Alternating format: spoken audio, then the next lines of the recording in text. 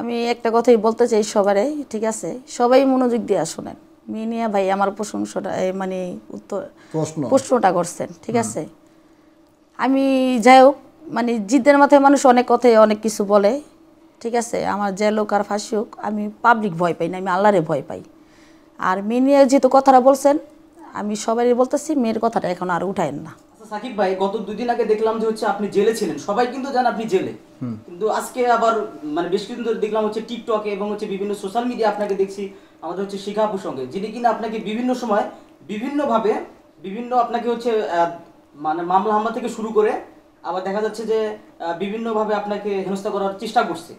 পরবর্তীতে কিন্তু আপনি আবার কেন তার সঙ্গে মিললেন, এই বিষয় সম্পর্কে একটু আপনার কাছ থেকে জানতে চাচ্ছি।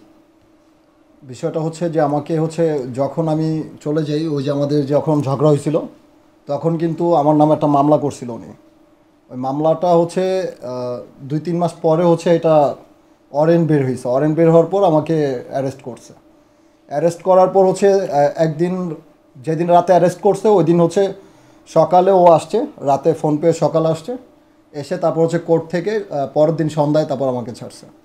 এই মানে 2 দিনই হচ্ছে, 2 দিন মানে কোর্ট পর্যন্ত ছিলাম। তারপর জেলে সত্য ছিল? হ্যাঁ, আপনি যে গ্রেফতার হয়েছিলেন এটা সত্য ছিল? হ্যাঁ হ্যাঁ, মাদারীপুর থেকে। আচ্ছা আচ্ছা, তার পরবর্তীতে কিভাবে ছাড়া পেলেন? তার পরবর্তীতে কিভাবে ছাড়িয়েছেন এখন এটা শিখাকে জিজ্ঞাসা করলে ভালো হয়। আচ্ছা আপু, আপনার কাছে যাব একটু, আপনি কাইন্ডলি যদি বলেন যে আসলে আপনি কেন তাকে ধরিয়ে দিলেন, আবার কেন তাকে আবার হচ্ছে গ্রেফতারকৃত থেকে আপনি আবার মানে মুক্তি করে নিয়ে আসলেন, এটা কিভাবে সম্ভব হলো বা কেন করলেন এটা? আচ্ছা ঠিক আছে, আমার রেখা চলে গেছে, এর জন্য আমি মিডিয়ার করছিলাম, ঠিক আছে? প্রেস ক্লাবে যেয়া তার নামে আমি অনেক কথা বলছি, বলার পরে তারপরে আমি নিজে মামলা করছি নারায়ণগঞ্জ কোর্টের থেকে, যেহেতু নারায়ণগঞ্জে আমার বাসা, নারায়ণগঞ্জ কোর্টে যে মামলা করছি। কোর্টে মামলা করার পরে ওইটার ওয়ারেন্ট বেরিয়েছে, ওই ওয়ারেন্টের সূত্রতে ওনারে ধরছে, আমার হাজব্যান্ডে ধরার পরের থেকে আমার ফোন দিছে যে শিখা তুমি কেমন মামলা করছো? আমি কি হ্যাঁ, আমার তো পুলিশ ধরছে, মানে পুলিশে ওনারে ধরছে, ঠিক আছে? পুলিশে ধরার পরে বলতেছে যে আমারে তো নিয়ে আইছে মাদারীপুর থানায়, এই কথা বলছে। পরে সাথে সাথে আমি প্রাইভেট কার ভাড়া করছি 5,000 টাকা দেয়, ভাড়া করে সাথে সাথে আমি 1 ঘন্টার মধ্যে মাদারীপুর চলে গেছি। চলে যাওয়ার পরে দেখি আসলে উনি লকআপের ভিতরে। তখন আমি দারোগার সাথে কথা বললাম, ওনার কাগজ নিলাম, নেওয়ার পরে আমি এই কোর্টের থেকে ওনারে জামিন করছি। আমি আগে প্রশ্ন করছি যে তুমি কি আমার সাথে সংসার করবা?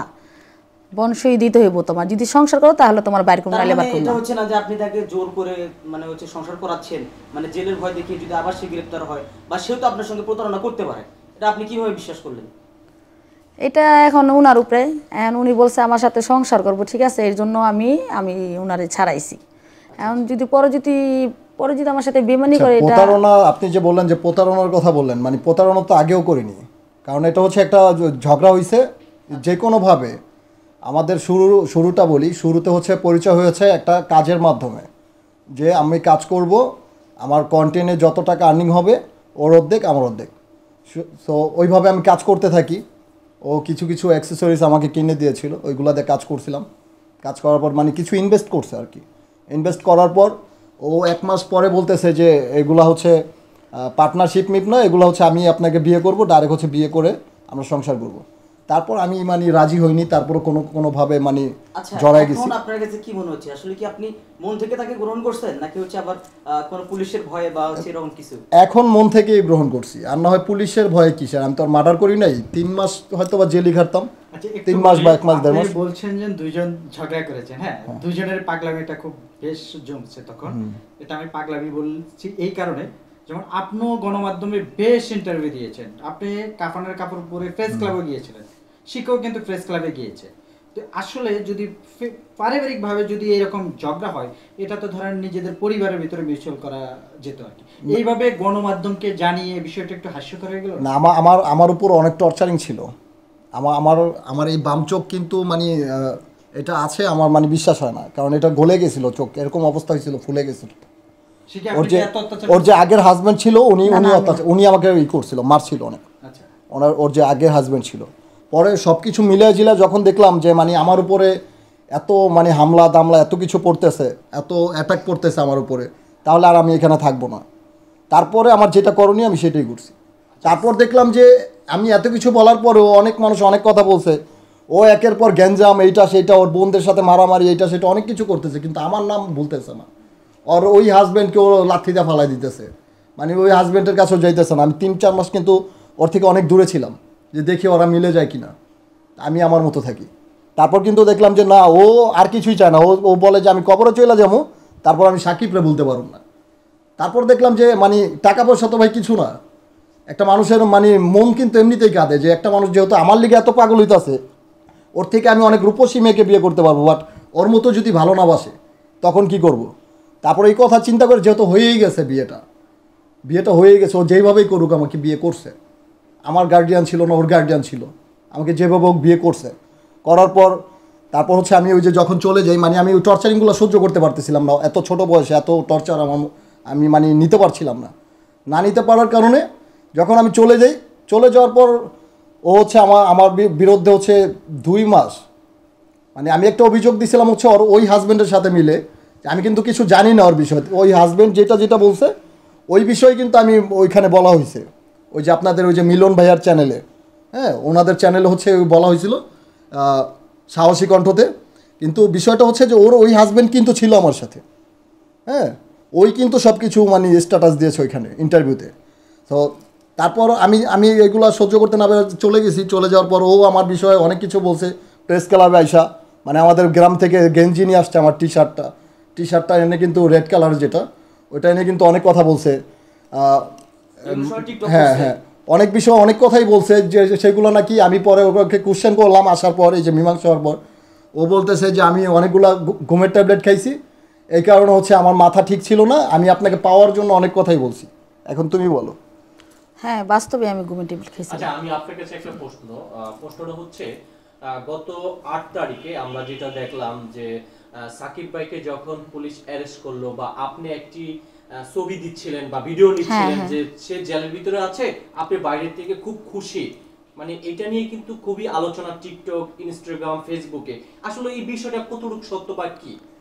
এটা মাদারীপুর যখন গেছি তখন দেখে লকআপে মানে এই ঘটনাটা কবে ছিল?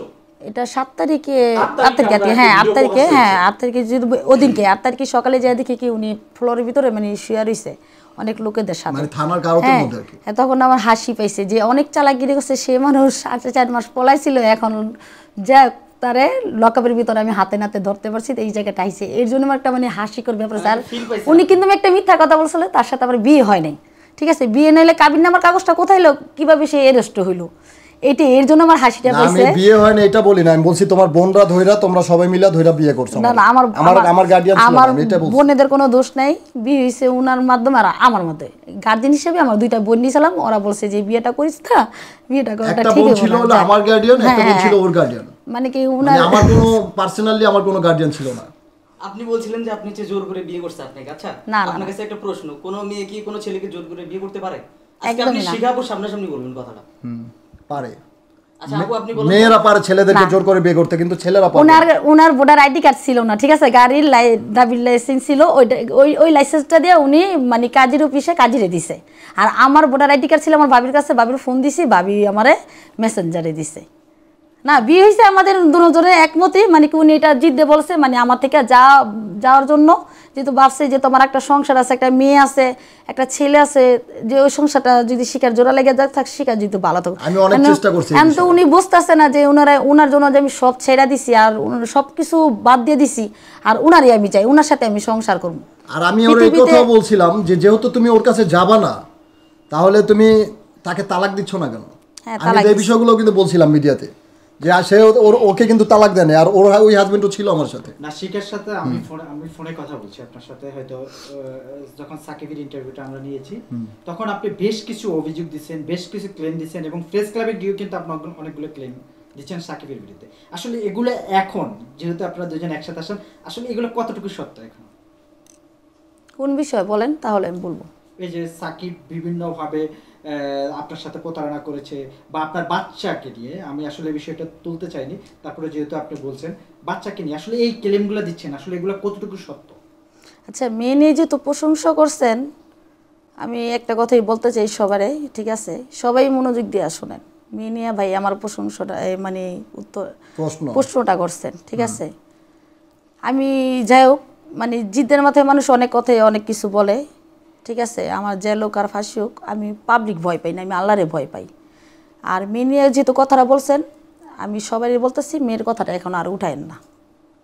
যদি ভুল করে থাকি আমি করছি, শাকিল করছে, ঠিক আছে। মেয়ের কথাটা যদি আমি বলে থাকি এর জন্য আমি মাপ চাই সবার কাছে, সেটা কি ঠিক আছে। ছিল কিনা এটা একটু মানে ওই যে সেটা বললো আমাকে পাওয়ার জন্য বলছে, মানে ওর ওর বিষয় নিয়ে যদি অভিযোগ দেয়। সাকিব, আমি একটু শিখে আপনি না, সেই কথাটা এখন ক্লিয়ার করে দেন। আমরা চাচ্ছি যে আপনারা, আমরাও তখনও চেয়েছি যখন আপনার সাথে ফোনে কথা হয়েছিল, আপনাদের সংসার হোক। সাকিবকে কিন্তু এইভাবে বোঝানো হয়েছে, হ্যাঁ। কিন্তু এখন আপনি যে ক্লেমগুলো দিচ্ছেন এটা কতটুকু সত্য, বা এটা এমনি মারতো, এমনি অত্যাচার করতো, তারপরে এর প্রতি আমার কোনো রাগ কোনো কিছু থাকতো না, মারতো প্রতিদিন। আচ্ছা, মারতাম কেন? ওই যে ওই সংসারের জন্য, মারতো। ওই সংসারের জন্যই তো মারতাম। আচ্ছা, মারতাম কি ওইটা মানে বলেন না, এটা ওটা কি গ্যাঞ্জাম হইলে? সত্য নাকি মিথ্যা, নাকি ওটা সাকিবকে না, পাওয়ার সত্য জন্য? মিথ্যা সেটা বলে নাই, কিন্তু মেয়ের কথাটা এখানে উঠে না। মেয়ের যেহেতু ঘুমে টিপে খাইছি, বাস্তব কথা, আমি ঘুমে টিপে খাইছি, আমার মাথা ঠিক ছিল না। তার মানে ওটা এটাই মিথ্যা ছিল। এটাই আমি মিথ্যা সত্য জানি না, কিন্তু ঘুমে টিপে খাইছি। সেটা শোনেন, আপনি বলেন যে না, না।